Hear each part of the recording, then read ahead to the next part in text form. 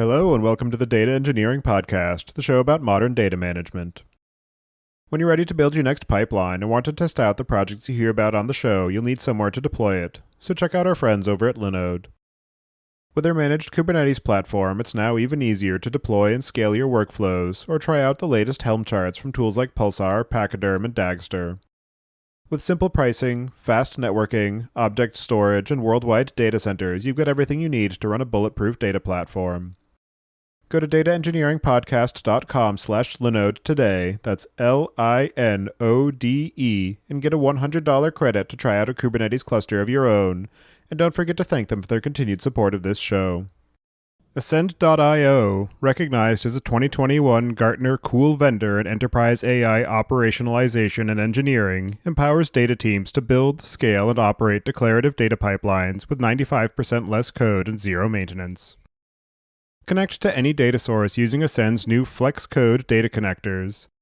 Rapidly iterate on transformations and send data to any destination in a fraction of the time it traditionally takes. Just ask companies like Harry's, HNI, and Maven. Sound exciting? You can join the team. They're hiring data engineers, so head on over to dataengineeringpodcast.com/ascend and check out their careers page to learn more. Your host is Tobias Macey, and today I'm interviewing Jorge Sancha about Tinybird, a platform to easily build analytical APIs for real-time data. So Jorge, can you start by introducing yourself? Hello, everyone, and thanks for having me, Tobias. My name is Jorge Sancha. I am the CEO of Tinybird. My background is in product and engineering, and I've been working in startups and data-intensive products for the better part of the last 20 years, and super excited to tell you a little bit more about Tinybird today. And do you remember how you first got involved in the area of data management? Yes, although my background has always been around web applications and so on. So data has always been a factor, and scalability and making sure that applications would be able to serve all of our customers in a fast way and so on. The analytical side of it and the sort of data as a product, let's say, really was in Carto. Carto is a company that started out in Spain and now it's all over the world. They do location intelligence, and that was the first company where I got involved with data, let's say, as key element and analytics. And we were building a platform where customers were bringing their own data, and we were building the tools to do things with it.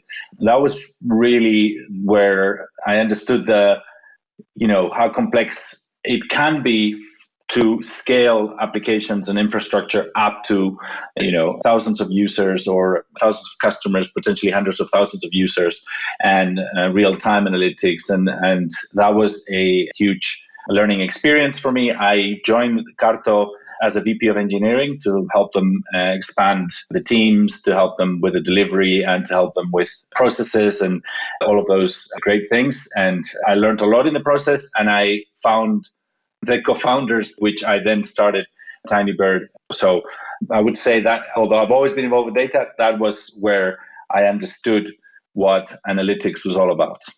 And in terms of what you're building at Tinybird, can you give a bit of an overview about the platform and some of the goals of the business and the story behind how you decided to go about starting it and turning it into that business? What we're trying to do at Tinybird is help developers build data products at any scale with huge amounts of data without having to worry about scale. And essentially, where does this come from? It comes from, initially, some things we were seeing at Carto. Like at Carto, every year, a customer that would come the first year with, 100,000 records, data sets of 100,000 records. The next year, those data sets would be 1 million records, and the following would be 10 million, and the following would be 100 million. So they're growing by an order of magnitude every year, easily. And Carto wasn't built to scale indefinitely for any use case. It was built with Postgres and PostGIS to do geospatial queries, and we found ourselves helping our customers a lot of the time with ETLs and explaining, you need to transform your data in this way such that you only store in your database exactly the data that you will need for your particular use case, to ensure that we could then scale those use cases to however many visitors would come to the application that person was building, to the maps they were putting out there, and that it would scale without too much trouble. And all of those ETLs and all of those transformations we found were not very maintainable or very conducive to solving the business problems. You know what I mean? Like we found ourselves going back to those ETLs over and over again when business requirements would change. Like you had new dimensions you wanted to add or new filters and so on. So that in combination with wanting to be able to deal with more data, we started looking into Clickhouse as a technology. And we understood, wow, like there is technology out there that would help us work with a whole different scale of data. And actually, Carto in the end decided to go in a different direction, and they went more towards the data science aspect of it, so the geospatial data science, and not so much building real-time data products. The now founders of Tinybird, we started each leaving to go to different companies at different times, but found the same problems in those different companies, like, you know, whether it was in the financial sector or in the retail sector. And whenever there were huge amounts of data that needed to be joined with different dimensions, and then applications needed to be built on top of that, that was always a huge ordeal that involved cathedrals of infrastructure, different components in cloud providers, in order to build things that, from our developers' hearts, let's say, we thought, you know, we don't want to do all of this stuff. We just want to focus as much as possible in solving the business problems, and we want to go fast. And we work with any amount of data. How we normally work with small amounts of data, we want to do the same with large amounts of data. So that's how we started thinking about this.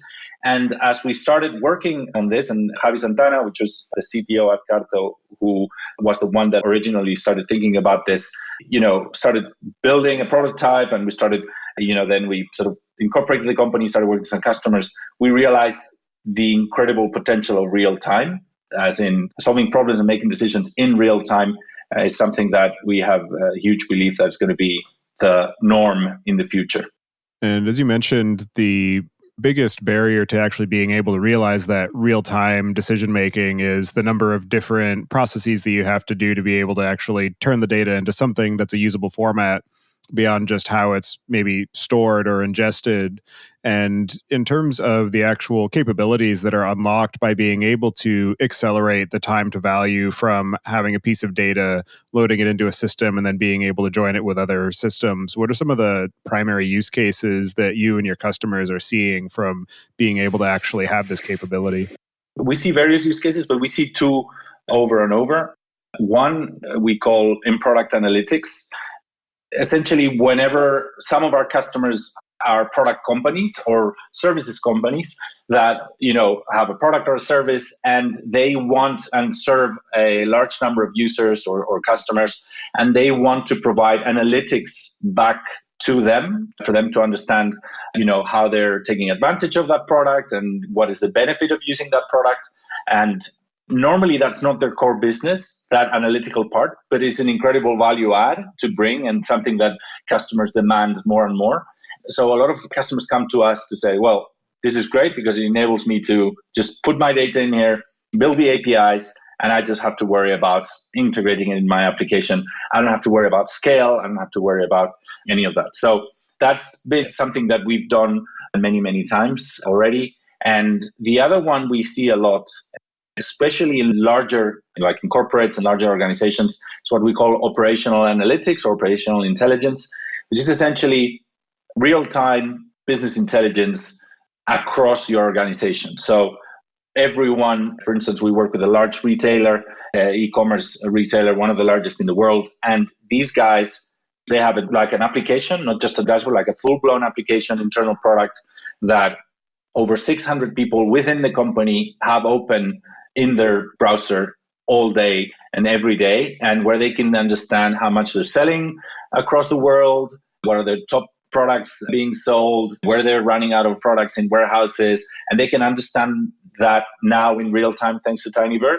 And once they understood they could have that in real time, because they used to have it but not in real time, that's triggered a lot of other operational derivative products, let's say, like being able to automate some decisions based on that data that's coming in, being able to expose some of those decisions to the final decision maker so that they can predict what's going to be the effect of changing one thing, like, you know, choosing a warehouse to serve some region versus the other one that's maybe running out of certain products, things like that. So those two use cases have been something that we encounter quite a bit, and little by little we discover some others.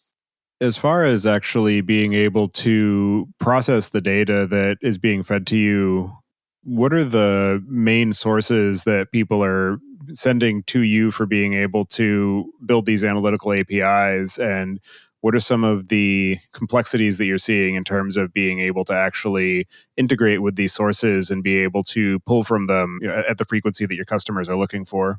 In terms of how we started to ingest data, we started with CSVs because CSVs is the international currency for any database system in the world. So when we started, we thought, well, this makes sense because everybody uses CSV in one way or another, and we could always fall back to CSVs if we needed to in order to integrate with our customers. There's a lot of intelligence in our product about CSVs and about guessing the right types and about ensuring that we, for instance, parallelize import ingests when ingesting through a URL and things like that, that we've made it such that it's very easy to get up and running if you're using CSVs. But then CSVs have their own problems, like, data quality is still a huge problem with any customer. Normally we find that whenever supposedly there's going to be integers in a column, you find all kind of crap there. Or, line endings sometimes are different for, Windows line endings versus others, things like that, that we still trip us sometime, and we build fixes around that. We want to make it such that it never fails, but our customers keep surprising us with new things in their CSVs. And then we now are moving towards pretty much any system that enables us to ingest data and that lends itself to real time. Like Kafka is now a huge focus for us because a lot of the companies we talk to are using Kafka for capturing all types of data, a lot of web events and similar and transactions and things like that. It's super simple for us to link to that and then start building APIs on top. That's a huge focus for us right now. But also, we connect to other systems sort of opportunistically when, like Snowflake or BigQuery or other data warehouses where people already have dimensional data and they want to bring it into Tinybird to do joins and then expose that as APIs. As you mentioned, there are a number of systems that already exist for people to be able to actually track and report on data, and it's largely for internal purposes. But as they're starting to maybe try and build out something in-house to expose that information for analytical APIs that are going to be consumed by other internal systems or other end users, what are some of the areas of complexity that are often overlooked or misunderstood as they start to go down that road that might ultimately lead them to want to use Tinybird rather than having to build it all in-house? I think one of the things that have been key to some of our customers is the flexibility. When you have sort of complex data pipelines, I touched on this at the beginning, you often have to go back to those data pipelines, and those data pipelines will become almost like a product of their own that you have to maintain over time and evolve and so on. And depending on how complex and how good you are at it and your team and so on, it might become an obstacle to solving more and more problems over time. So, it's easy to understate how important it is to be able to move quickly and be able to attack new use cases and so on.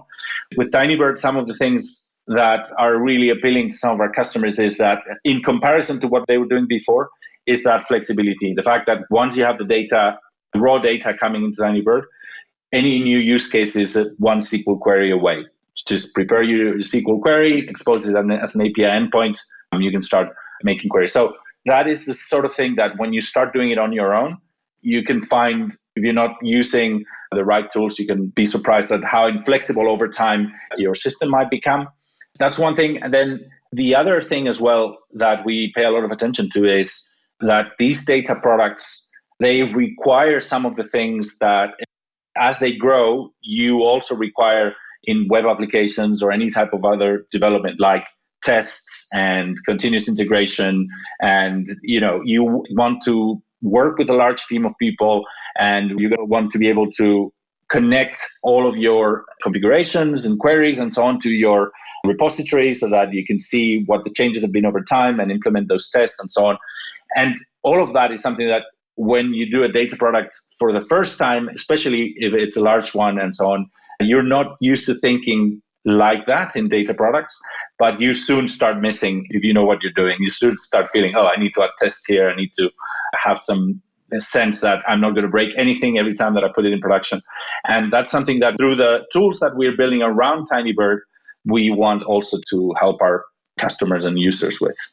Another area of complexity might be in terms of the format that API takes, where do you focus primarily on just enabling REST APIs, or do you also look to provide GraphQL or maybe an RPC interface for being able to interact with this information? And also, as far as monitoring and managing uptime and scalability, what are some of the additional systems that you've had to build out to be able to actually maintain the system, and that, if somebody were to do it in-house, they would end up having to build out that would distract them from the primary purpose that they're trying to deliver? The first part of it, in terms of the APIs, we right now return JSON or CSV, but we have a set of APIs for you to use Tinybird as the user of Tinybird, let's say, to create endpoints, create data sources, replace data, all of those things. And then there are the APIs that you generate with Tinybird, and those are all for analytical purposes, so all read-only, let's say. And those are straightforward JSON and CSV that you can shape using SQL in the Tinybird pipes. You have some pipes that help you work like as a notebook kind of interface. You can chain queries and then decide, what is the result you want to expose as an API. And that can either be right now in JSON or CSV. In the future, we plan to add other things like potentially, as you say, RPC, for instance, interface, WebSockets, things like that, so that you can do all kinds of things. Right now, it's just straightforward JSON and CSV APIs. And then the other question about monitoring and observability, that's a huge part of our product. And actually, interestingly, we weren't necessarily thinking about that when we started, but because we felt that pain constantly, like with our customers and, what's going on with this customer? Why is this going slow? Why are these requests failing? Or why is this happening? We added a lot of observability, like a whole layer of observability on top of Tinybird that we can use internally, but we expose to our customers as well. So our customers can know exactly in real time who's using their API endpoints, how many requests are coming, how many ingestion, how many rows are you ingesting, at what rate, what speed, what duration. All of that information is available for you to query with SQL as part of a Tinybird, just like you would query your own data. So you can build your own monitoring, and that's been hugely helpful for our customers. And it continues to be like my favorite feature as a person that works at Tinybird and needs to make decisions, because for the first time in my life, like every question I have about what's going on with the platform, I can answer it with my own product. And that's a huge boost for us. Like if we're thinking about changing our pricing and we want to understand, how many requests or what the amount of data, all of those things, we can just answer those questions using Tinybird, which has been a huge boost for us in many ways. Yeah, it's definitely validating when you want to use the thing that you're building and not just sell it to other people. Exactly. And this is nothing, I'm not discovering anything new, but that kind of approach is very frustrating when things are not working as they used to, and they drive a lot of decisions. Like even if customers not telling you, there's some things that are just plain wrong there and they need to be changed. And that's been a huge source of feedback for us. Digging deeper into the platform itself, can you talk about how it's architected and some of the ways that it has changed or evolved in terms of the goals and implementation since you first began working on it? We try to keep it as simple as possible. And for that, we try to keep the minimum set of dependencies we can. And at a high level, for instance, we try not to have any lock-in with cloud providers. But we use Google at the moment. We just use essentially compute. So we can run Tinybird pretty much in AWS and in Azure as well. But we don't want to lock ourselves to any cloud provider right now, because we also see a huge future of Clickhouse. We'll talk about Clickhouse later, I'm sure. Takes advantage of every CPU core you take it in, and the closer you are to the metal, the faster you can make it go. We're something we haven't invested a lot of time in, but we see a lot of future in using metal directly, for huge use cases. But in general, that's something we keep in mind. We try to keep as few dependencies as possible. And I was saying at a high level, that's not lock-in with cloud providers, but at a lower level to libraries as well. Like before we decide to use specific library in our code, we make sure that we understand it really, really well, such that we can live with it and change it and do whatever we need to do if need be. So we don't want black boxes in that sense. And the same goes for Clickhouse itself. Like we try to, and we spend a lot of time, and we're hiring around for Clickhouse experts to make sure that we understand what's going on under the hood, and we can alter it and make improvements as we go. And then in general, so in terms of components, we have some load balancing just in front of our app servers, which are written in Python with Tornado, and we use some background processes as well. We have some background processes as well, except from the app servers. And then we use Redis for metadata storage, and then Clickhouse for all of the analytical queries and so on. So it's not a hugely complex setup, and that's largely how it looks like. And I know that a number of people are actually using Clickhouse for some of the metrics type data in their systems as well, for being able to collect logs and manage the infrastructure time series data. Are you able to actually use Clickhouse for your monitoring as well as the product? Yes. Basically, we collect, all of the stats. For instance, we're working on a public web page that's going to show all of our traffic in real time through Tinybird API endpoints. So you can see, as traffic is coming in, you're going to be able to see it scale, because we drop all of that back into our Clickhouse server that has Tinybird on top, and we can quickly analyze it and so on. So we use it for everything. And you mentioned that it's sort of the core building block and that it's something that you found when you were working at Carto. But as you were revisiting this idea of, I want to be able to deliver real-time APIs as a service to other people, what were your overall criteria in terms of the decision-making? Did you think about anything else besides Clickhouse, or was it just Clickhouse all the time and you knew that going in? And just curious sort of what the decision process was as you were deciding to stake your business on this piece of technology.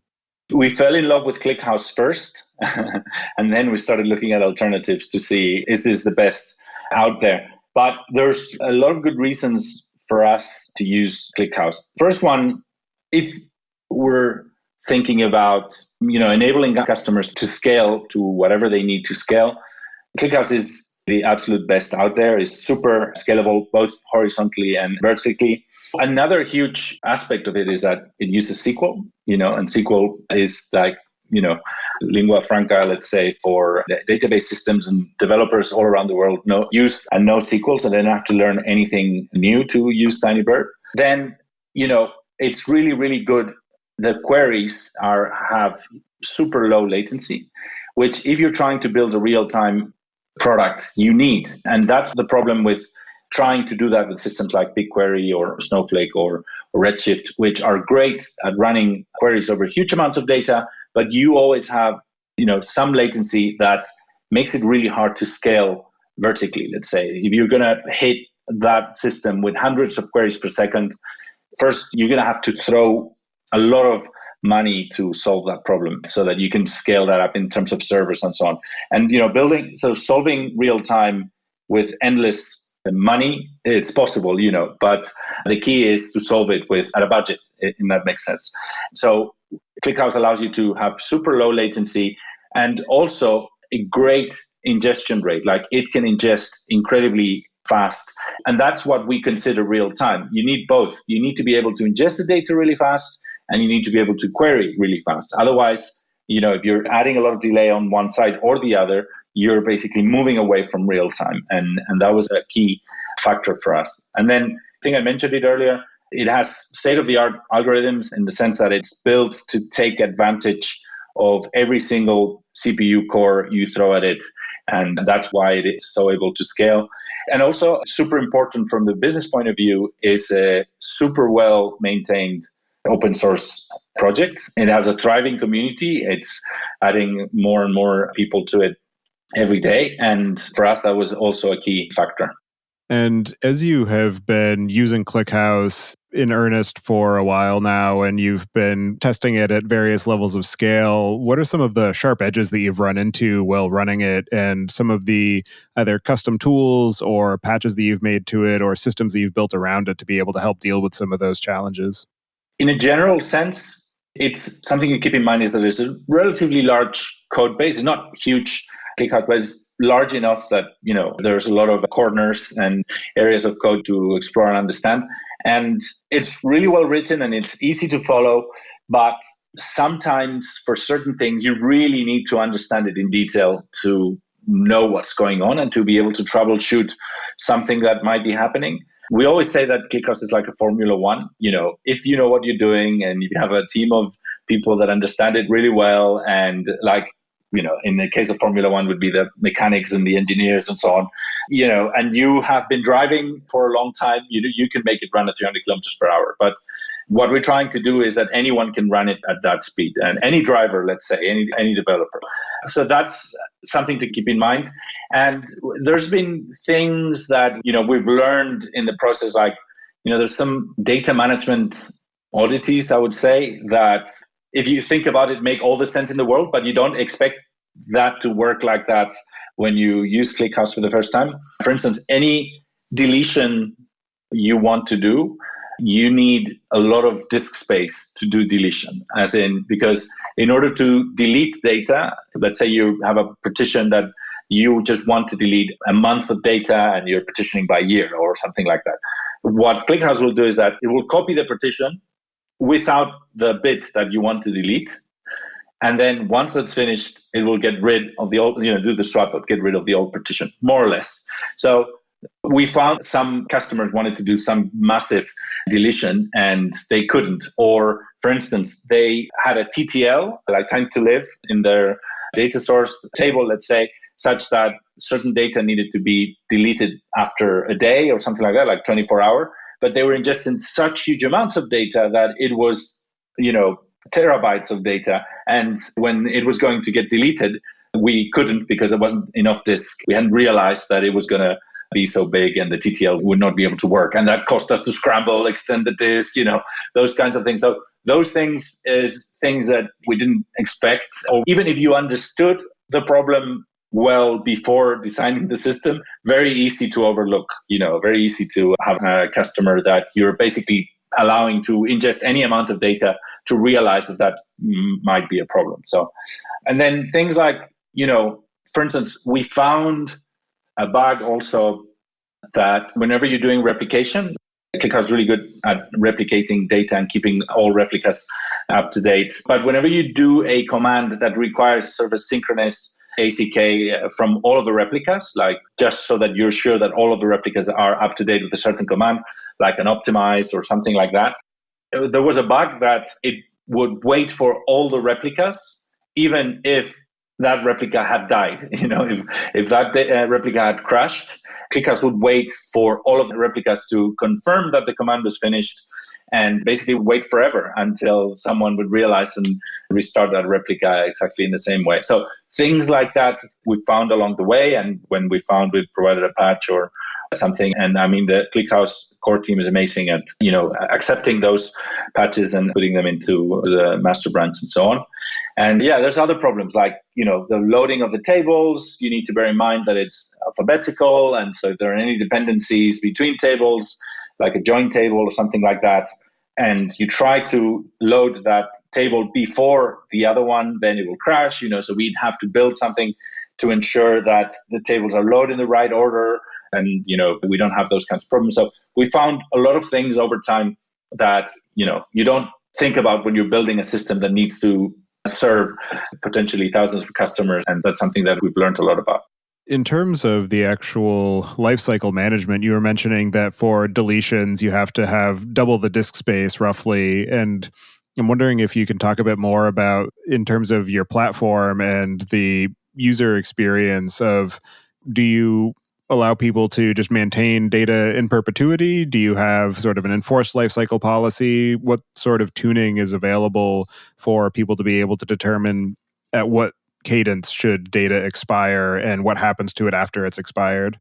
So all the data that you have in your Tinybird account, we consider it hot data, as in subject to be queried and needing to be available in a low latency fashion, let's say, at any time. So we don't have a concept of sort of cold data or hot data. Everything is hot data and subject to be queried at any time. And in that sense, right now our pricing revolves around storage and concurrency. At least right now, you need to think a little bit about what you want to do. And for large use cases, we help our customers sort of design their system and recommend, okay, this is what you're going to need and so on. But right now, customers have full control of basically what TTL they want to establish. We help them work with that. And then we are very alert about potential problems, especially because we've learned sometimes, even if it looks like they have plenty of space or, suddenly a few customers can be doing different things at the same time and then cause a problem. So we keep a very close eye with alerts and our own observability layer to make sure that if some customer needs to be warned, hey, you need to be careful here because you're going to run out of space, or you need to upgrade, or you need to change your policies, then we do it on a sort of a reactive basis, let's say. We are moving towards making it completely customer driven, as in, I want more speed. That sounds very movie-like, but because we know how the query is built and we know how many CPU cores that particular query is using to return, and we can tell you, hey, if you want this query to go faster, we can do that. Click here to upgrade or click here to get more speed. And we can tell you in advance how fast that query potentially could go. So those are things we're very interested to explore. And the same for disk space, that you can see when you might be running into problems and that you can extend it yourself without any help from us. RudderStack's smart customer data pipeline is warehouse first. It builds your customer data warehouse and your identity graph on your data warehouse with support for Snowflake, Google BigQuery, Amazon Redshift, and more. Their SDKs and plugins make event streaming easy, and their integrations with cloud applications like Salesforce and Zendesk help you go beyond event streaming. With RudderStack, you can use all of your customer data to answer more difficult questions and send those insights to your whole customer data stack. Sign up for free at dataengineeringpodcast.com/rudder today. And you mentioned that you have the query analyzer to be able to understand this is the potential speed that you could get trying to answer this question. And as people are designing their APIs and the queries that they're trying to drive the API from, what are some of the performance issues that they might run into, or some of the challenges that they might have in terms of being able to actually formulate the query in a way that makes sense for then being able to deliver in an API? We try to be fast by default, as in we want the experience to be really, really good from the beginning, such that when you upload data or you connect it to a Kafka topic or something like that, you can start working with the data and everything is fast and so on. But obviously, we're not putting, at least not now, we'll see in the future if there are some things we need to block, but anyone can write a slow query if they set their mind to it. That's something that you can't help. So there's always going to be cases where someone comes in and writes a slow query, especially when you have huge amounts of data. But we try to make a lot of decisions in advance for the customer that you can always then, for the user, you can always then change. Like, for instance, how the data is ordered in the disk is really important for performance.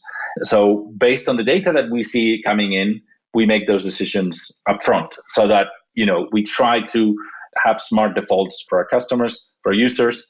And then the same goes for, there's a number of things that if you've never worked with analytical databases, you probably don't know, or you're not used to thinking about in that way. With columnar databases in particular, like for instance, when you're doing massive amounts of data, you want to make sure that you think about how you join the data intelligently. And the first typical thing is, hey, if you're going to join and filter first and then join, such that you reduce the amount of data that you then need to join. So those kinds of things, we are starting to little by little add functionality in the product that when we detect that type of pattern, we're going to say, hey, you should change your query like this.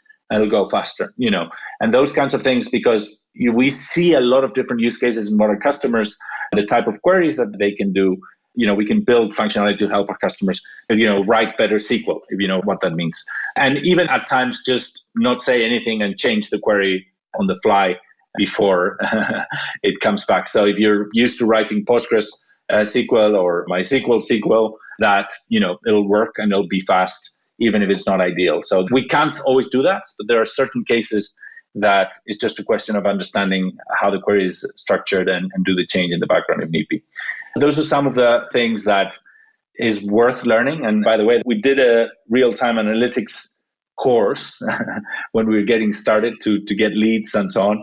And a lot of people signed up. And it was all about those kinds of things. It's what types of things you need to bear in mind when you're writing queries over huge amounts of data.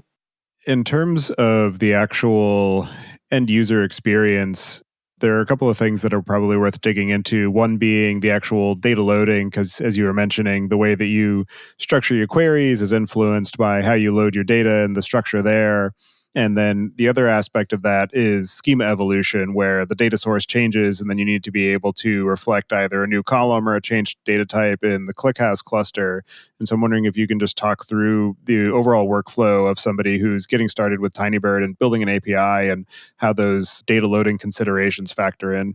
You've touched on something that we always have a feeling that if we get right, we're going to take on the world, because it's something that it's really challenging to do when you have a lot of, this is going back to the Formula One thing, we want that to be as easy as possible without really necessarily understanding what's going on. And things like adding columns, just adding a column is not that problematic, but, changing the schema or changing the order of the data or doing those kinds of things, someone will require you to recreate those tables and so on. And that is a pain. So with Tinybird, we have not just the UI where you can use the browser and write your queries and so on. We also have a command line interface. You can think of it as a type of Git-like command line interface that allows you to pull all your schemas and all your queries into text format, and that you can work on your IDE or Visual Studio or your text editor or whatever, and then upload that to GitHub and work collaboratively and then push back into Tinybird. And we started with the CLI to build versioning, and both for data sources and pipes or API endpoints, such that if you have a data source that maybe has already huge amounts of data and you already have an ingestion coming in or several different points of ingestion for the same data source, and you want to add columns or you want to change something or the order or whatever, you can create a new version of that data source, and you can do it in such a way that all the data from the initial data source will pass on to the new version, and whenever you're ready, you can just point the pipes to the new version, and then your APIs will not notice anything, and you can continue either ingesting in the old data source and the data will flow through to the new one, or start ingesting to the new one. So that's how our versioning system works right now.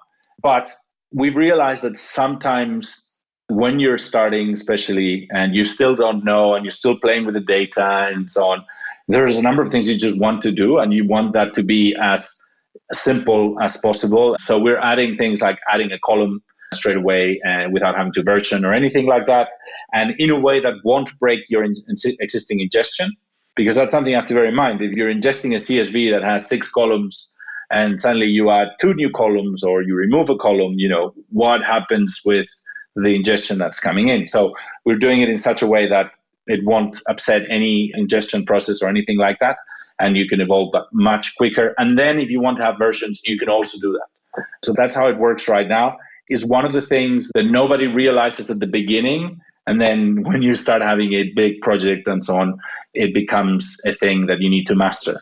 Another interesting aspect of the platform you're building is how you manage multi-tenancy, where, for instance, you mentioned the customer who had terabytes of data that they wanted to drop a month's worth. And so now all of a sudden you're running into disk space issues. And obviously you don't want that to impact other people who maybe have a smaller volume of data where they're working with gigabytes per month. And then, but they just want to have a simple API. And so I'm curious, how you're managing that multi-tenancy, where do you have dedicated clusters for each customer? Do you have some customers who are on a larger plan who have a dedicated cluster, and then others are on a shared cluster where you have quotas established for usage of the Clickhouse cluster, and just how you sort of implement all of that and build it in a way that you're actually able to make it maintainable without tearing your hair out? That's a good question. So we have two kinds of accounts. We have both sort of shared resources kinds of accounts, like purely multi-tenant, and we also have dedicated resources. So the shared approach, basically, that means everything is shared. Like you share load balancing, you share web applications, you share, the infrastructure is the same. And then in terms of ClickHouse, we have, the shared infrastructure is a huge cluster with multiple databases and one database per customer, let's say. Each cluster can have multiple instances, and those instances within the same network. So, we can scale that up as needed. And then basically that's how the shared approach works. And then in the case of ClickHouse, it's slightly different from other databases. Like a cluster can have multiple ClickHouse instances, and then each instance can have multiple databases.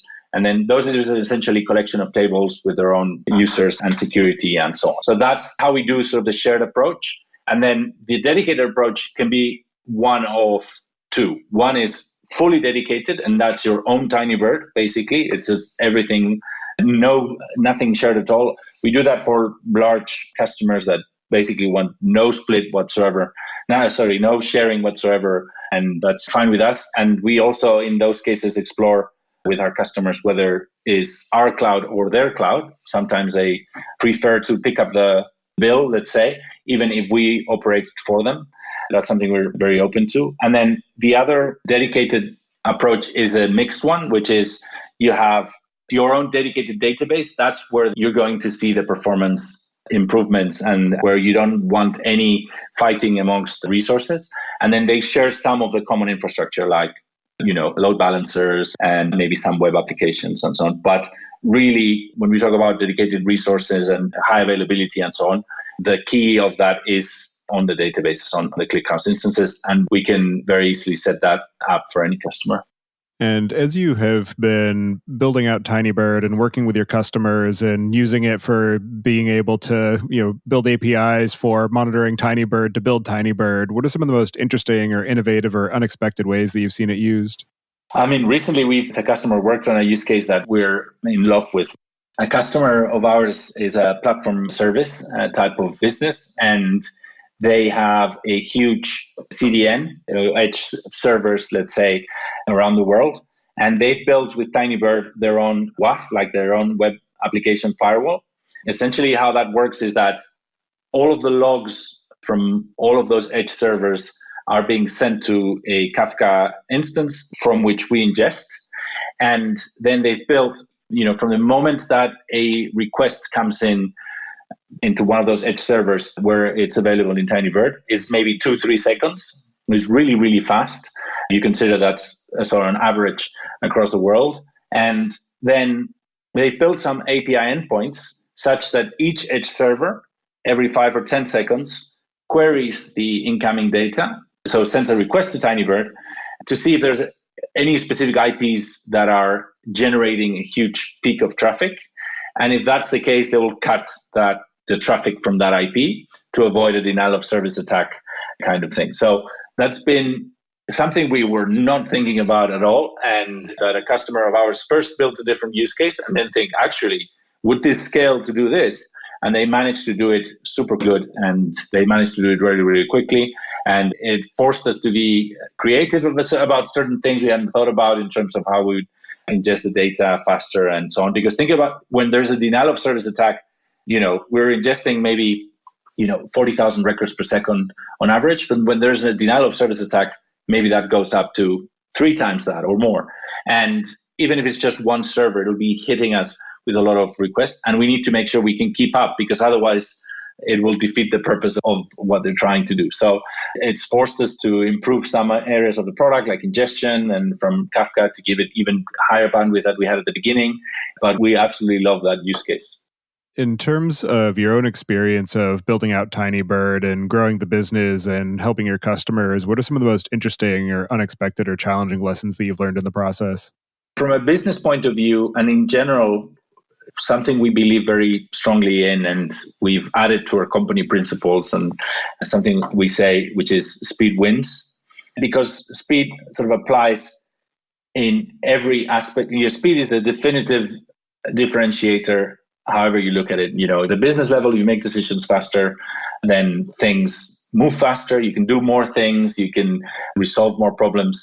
And a lot of the decisions, 90% of the decisions are reversible. So many times it's much better to just make a decision than to hang around and think and ask and bother a lot of people, because a lot of the times those decisions just don't matter. Just go ahead and do it quickly, and then let's see the result, rather than trying to get paralyzed by the analysis. And then the same goes for technology and infrastructure. If your product is faster, you'll need less infrastructure to serve the same use cases, which means less costs and better business. But the same is for the user experience. The faster the results, the happier the customers will be, the more they'll talk about Tinybird. And so it's something that we already thought, but we've seen it in such clear way that we've made it like a company principle. And you can see it in our chats often. Is like someone will ask something, hey, what do you think? It's just like the answer is oftentimes speed wins, which means you decide. It doesn't really matter.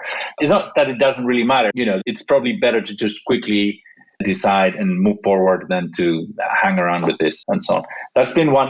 And then another one from a point of view of business as well is, we have grown convinced about real time being something that will be the norm in the future. And that's a huge thing for us, because I think a lot of companies live with batch processing and times as a necessary evil, like something that's the way it is. It's like background noise, something that you don't necessarily notice until someone switches that background noise off. And when you realize that some of the things you can do in real time, you start thinking, wow, what else can I do in real time? And that opens up a lot of new ways of thinking about your business and opportunities about how to do things. And that's been a huge discovery for us. Yeah, those are a couple of ones.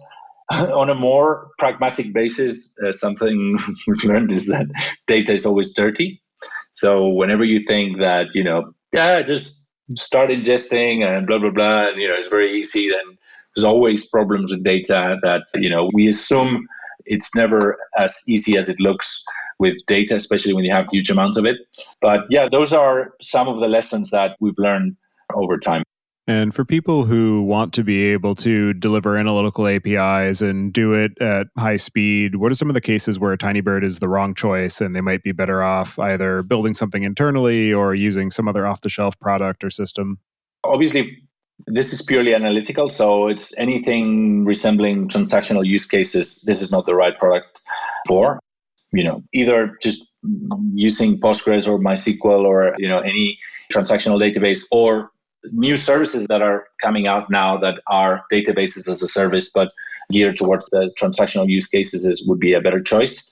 And then for use cases like point queries, it's not that Tinybird would be the wrong choice, but we are not particularly better than other systems. This is, we have some of those and it's really fast by any means, but not necessarily faster than any other system. So that and key values, in general, it's not ideal. It's anything that's time series and so on is great, and where you can throw huge amounts of data and so on.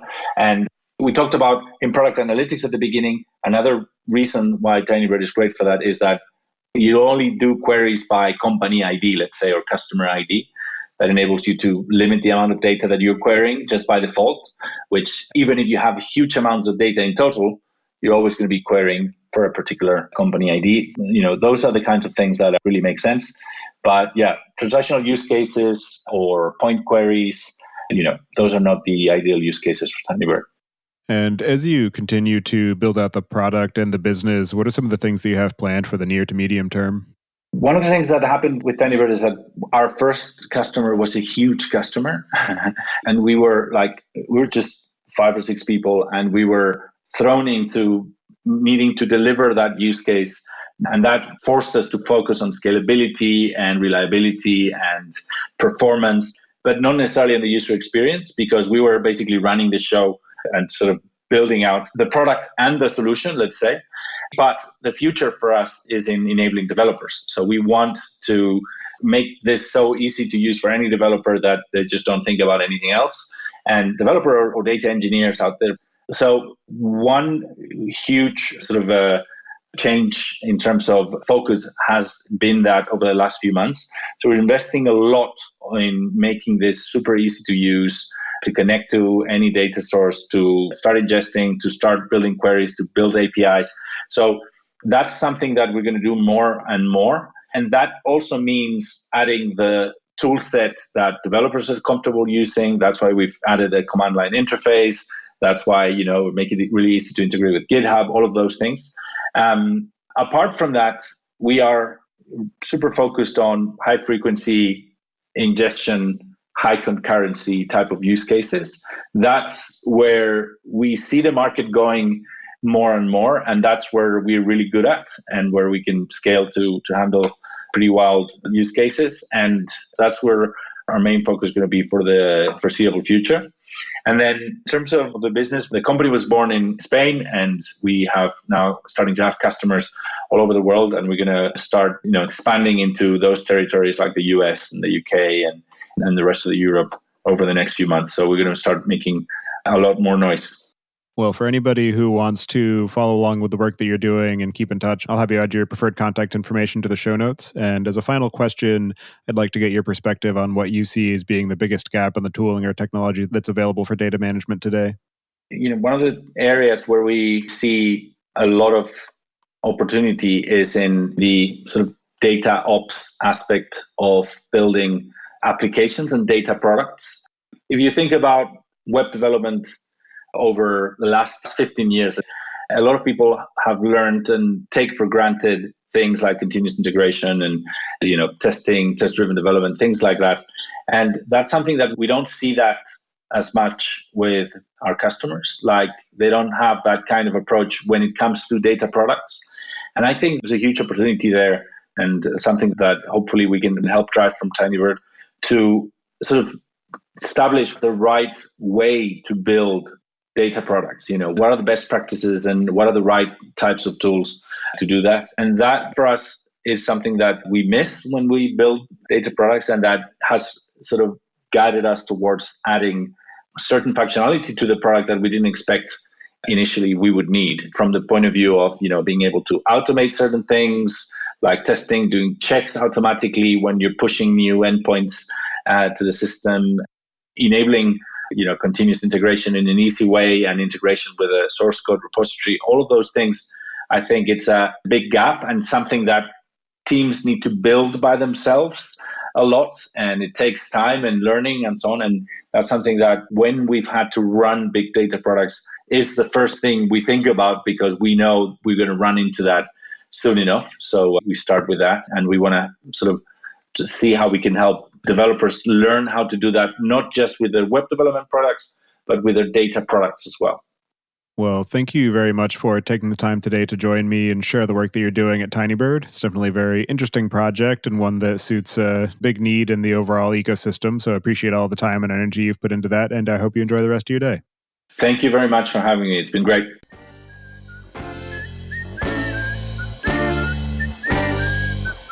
Listening. Don't forget to check out our other show, podcast.init, at pythonpodcast.com to learn about the Python language, its community, and the innovative ways it is being used.